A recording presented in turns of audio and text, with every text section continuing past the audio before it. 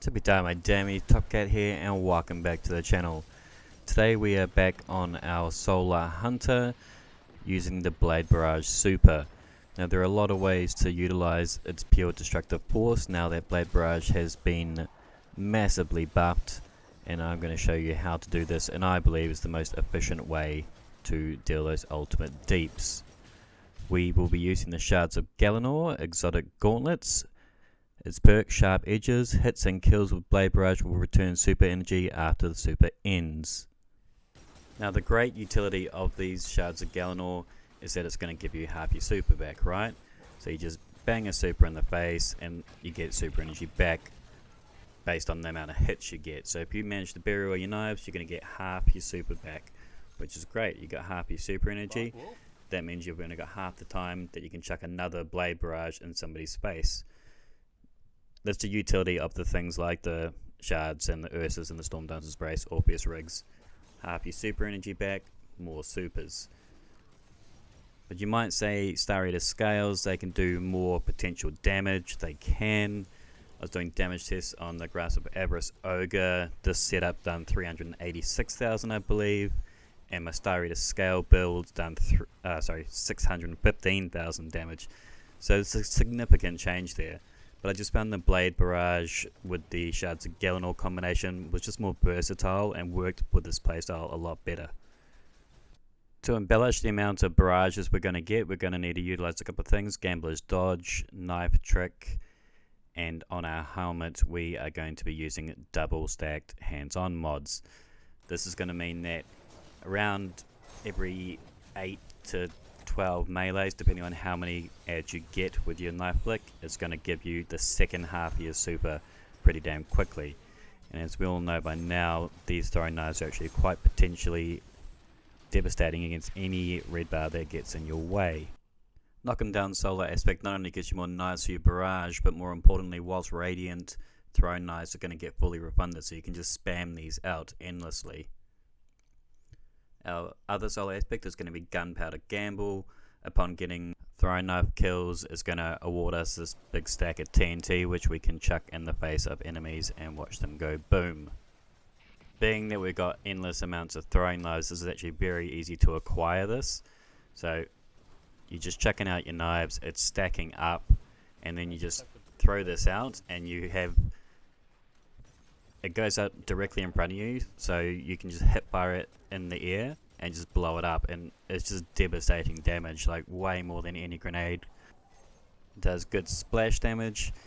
If it lands on the ground, you can still shoot it there, but I try and hit it out of the sky. It is pretty easy to do so because it does tend to throw it directly in line with your reticle.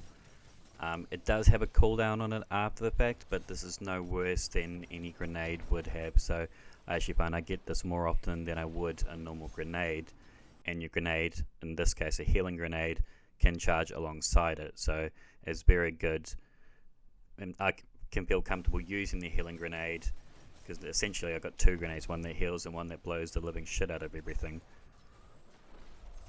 And it's just so nice having this healing grenade when you are just swarmed with things. You can just chuck it down and get that restoration. The three fragments we're going to be using are Ember of Solace. Our Radiant and Restoration effects are going to be increased. Ember of Torches is going to give us our Radiant when we're chucking our melees. Of course, we've got Near Infinites. And our Singeing is going to give us class ability when we're scorching targets, of which our throwing knives do. So with this loop, we can just continually keep our Radiant up. Radiant's going to give us more melee energy, feed back that cycle.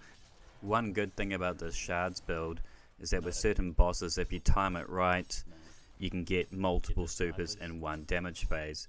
For example, in the new dungeon, if you super straight away, by the third bell, you're going to be able to get another Blade Barrage off, as you get super energy based on damage put in. So if you have high damage weapons, you're going to be genning super energy. For our mods, I like to run Seeking Wells. Of course, we're running double hands-on as noted before. Melee Wellmaker. Double Focusing Strike grants class ability when you cause damage with your melee attack. A Well of Life mod. Double stacking Dying Star. Another melee Wellmaker. Invigoration. And Sword Scav. On our class item, we are running a Bountiful Whales to work with those melee whale makers, Classy Restoration, which is very important, and a Bomber mod. Now on Classy Restoration, this is a must I find for this build. I would highly recommend this, as this is probably one of the best mods for the seasonal artifact. It gets you out of trouble so often, like when you just accidentally go for a finish and you just need to get out of danger quickly, just get that dodge in there and you will be in good health once more. My weapon loadout of choice for this, but not necessary but just optional, is Riptide. I found this thing great for both boss damage and major damage, and it's great weapon all round. Fusions are good for long range, close range, they do it all, and it's just a great legendary weapon for damage. Drang with Incandescent is firmly becoming a favourite weapon of mine. It is great for just spreading that scorch around and making things go burn. Granted, I have primarily made this build focused around doing dungeons and raids though, so you might need to swap this out on higher end GMs and things like that if you need a different element or more range. That being said, we're also using Lament. Great deeps, love this thing to bits, highly recommend. Put all these things together and you're going to be dropping bosses and cashing loot, bagging on that sucker who tried to stand in your way. Okay, my damies, that is the build for today. Hope you enjoyed, hope you give this one a go. I'd have to say this is probably your best all-round build you're going to get this season for a Solar Hunter. It has everything: healing, destructive power, lots of supers, strong weapon choice. If you enjoyed, don't forget to smash that like, sub if you're new, comment if you have anything to say, and until next time, tippy time my damies, what a tie. Bottom of everything, he's the most tip-top.